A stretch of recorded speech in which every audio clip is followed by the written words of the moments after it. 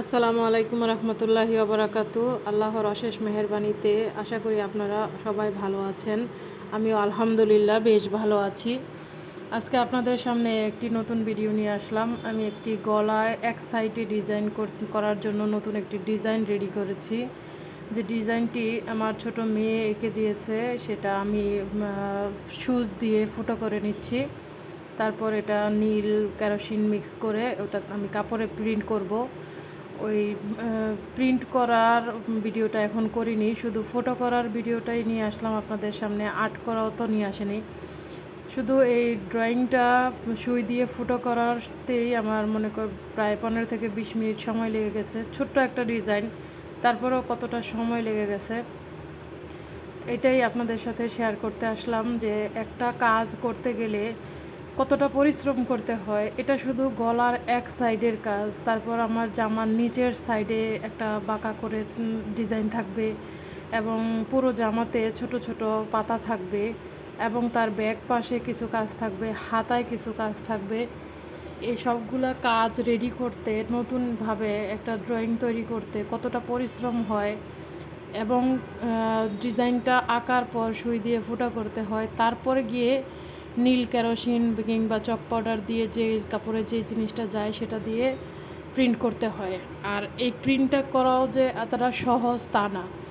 ঠিকমতো যদি কেরোসিনের সাথে নীল কিংবা চক পাউডার মিক্স করাটা না হয়, তাহলে কিন্তু প্রিন্টটাও সুন্দর হয় না। যত সুন্দরই সুই দিয়ে ফুটো করা কিংবা ড্রয়িং করা হোক না কেন, আপনার কিন্তু নীল কেরোসিন মিক্স যদি পারফেক্ট না হয়, তাহলে কিন্তু আপনার ডিজাইনের প্রিন্টটা কাপড়ে বসবে না।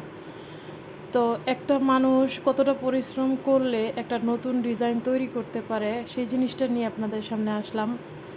দেখুন, আসলে কাজ করার ইচ্ছা থাকলে মানুষ অনেক কিছু করতে পারে, কিন্তু কতটা পরিশ্রম হবে সেটা যদি মনে করে আগে থেকেই বসে থাকি যে না, এটা করতে অনেকটা সময় লাগবে, পরিশ্রম হবে, এটা পারবো না, দৌড় ছাই রেখে দেই, এরকমটা করলে কিন্তু আর কোনো কাজ হয় না। কাজ করার জন্য অদম্য পরিশ্রম লাগে এবং ধৈর্যের সাথে কাজটা করতে হয়। একটা একটা ফোঁটা করতে করতে অনেকটা ফোঁটা প্রায় হয়ে আসলো আপনাদের সাথে কথা বলতে বলতে। তো আশা করি আপনারা সবাই যারাই যেভাবেই কাজ করেন না কেন, খুবই ধৈর্যের সাথে কাজগুলো করবেন, এবং যে যেভাবেই কাজ করে তাদেরকে একটু সাপোর্ট করার চেষ্টা করবেন, উৎসাহ দেওয়ার চেষ্টা করবেন, যে সবাই যেন একটা কাজ করে দুটো পয়সা আর্ন করতে পারে এবং নিজের পায়ে দাঁড়াতে পারে। আমরা মহিলারা ঘরে বসে থাকি প্রায় সময়, সেই সময়টা যদি একটু কাজে লাগিয়ে দুটো পয়সা কামাই করতে পারি, নিজেদের কাছেও অনেক ভালো লাগে। আসলে কি, সবসময় হাজব্যান্ডের কাছে টাকা পয়সা চাওয়া যেত নিজের কাছেও একটা লজ্জাকর মনে হয়। নিজের যে কোনো একটা প্রয়োজনের কারণে টাকা চাইতে হয়, সেটাও ওনার কাছে মনে করেন জিজ্ঞাসাবাদের মুখোমুখি হইতে হয় যে কি করবা এই জিনিসটা দিয়ে, বা এই টাকাটা দিয়ে কি করবা, এরকম কিছু প্রশ্ন আসে আমাদের প্রত্যেকটা গৃহিণীর। তো আমরা যদি মনে করেন একটা কাজ করি, সেখান থেকে কিছু টাকাও অন্তত আর্ন করতে পারি, তাহলে আমরা আমাদের এই প্রশ্নের সম্মুখীন হতে হয় না। তাই আমার নিজে থেকে এই কাজটা করার উদ্যোগ নেওয়া। তো আমি এই কাজটা প্রায় কমপ্লিট করে এসে ফেলেছি আপনাদের সাথে কথা বলতে বলতে। তারপরেও বলবো যে আপনারা যারা ঘরে বসে আছেন, অহেতুক সময় কাটাচ্ছেন মোবাইল দেখে বা টিভি দেখে কিংবা শুয়ে বসে থেকে, তারা বসে থাকবেন না। কোনো না কোনো কাজ করেন, যে যেটা পারেন সবাই সেই কাজটাই করার চেষ্টা করেন। আপনি যেটা ভালোভাবে পারেন সেটা ভালোবেসে করেন, দেখবেন সাকসেসফুল অবশ্যই হবেন। তো একটা মানুষ সাকসেস তো আর এমনিতেই পায় না, পরিশ্রম করতে হয়। পরিশ্রম না করলে মানুষের কোনো কিছুতেই সাফল্য আসে না।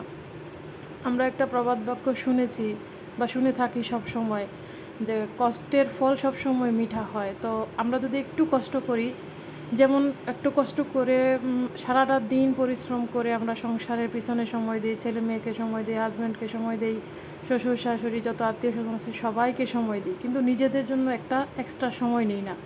আধা ঘন্টা 1 ঘন্টা সময় যদি নিজেদের জন্য নেই, নিজেদের শরীরের জন্য নেই, নিজেরা কি খাচ্ছি পড়ছি সেটার জন্য নেই, তাহলেও কিন্তু আমাদের নিজেদের দিকে তাকালে আমরা দেখতে পারি যে আমরা কতটা পরিশ্রম করি। কিন্তু সেই সময়টা আমরা নেই না, না নিয়ে কী করি, বা ওই সময়টাও আমরা সংসারের পিছনেই ব্যয় করি। তাতে করে আমাদেরকে কেউ কিন্তু সম্মান দেয় না, বিশেষ করে আমাদের ফ্যামিলিতেও কেউ সম্মান দেয় না। আমাদের সম্মানটা আমাদের নিজের থেকে অর্জন করে নিতে হবে। সেজন্যই বলছি, সবাই নিজে থেকে কিছু কাজ করার চেষ্টা করেন।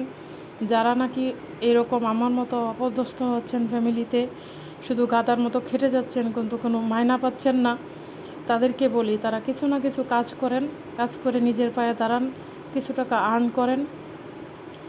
তো এখান থেকে আমার ভিডিওটা শেষ করে দিচ্ছি। আপনারা যে ভালো বুঝবেন সেটাই করবেন, আপনাদের যেটা ভালো লাগে সেটাই করবেন, আর আমার জন্য দোয়া করবেন। যাদের ভিডিওটা ভালো লেগেছে তারা লাইক সাবস্ক্রাইব করে পাশে থাকবেন। এখান থেকেই আমার ভিডিওটা শেষ করলাম।